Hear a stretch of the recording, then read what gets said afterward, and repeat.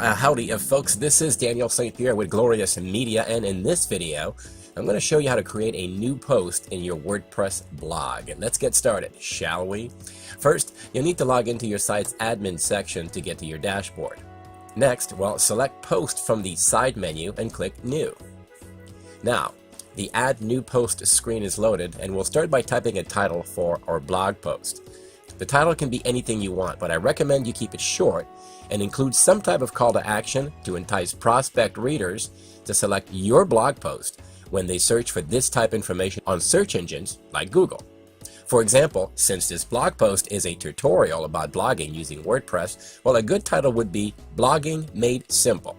Learn how to blog like a pro. Next, I like to start each blog post with a compelling graphic or video. You can use any image editor to create graphics. I use Photoshop. I already created a graphic for the top of my post, so let's go ahead and fetch it by clicking Add Media, then select the Upload File tab. Next, click the Select Files button and navigate to the folder where I saved the graphic and click Open. Always make sure to optimize each graphic by adding a relevant title and alt text. This will not only get each graphic indexed on search engines, it will help your blog post get more online awareness. Optimized graphics also drive in more traffic, so adding a title and alt text is always a win-win. Click the Insert into Post button to complete this step.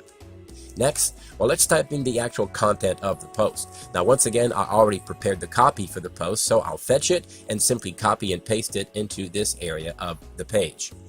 Now, we need to choose categories for this post. Categories allow your blog readers to read more about specific topics that interest them, so it's important to leverage the various topics you write about.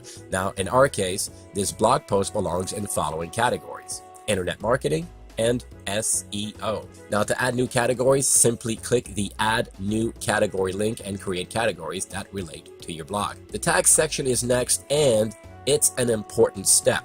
Tags are essentially keywords that are relevant to the post, but not necessarily words you wanted to use in your copy.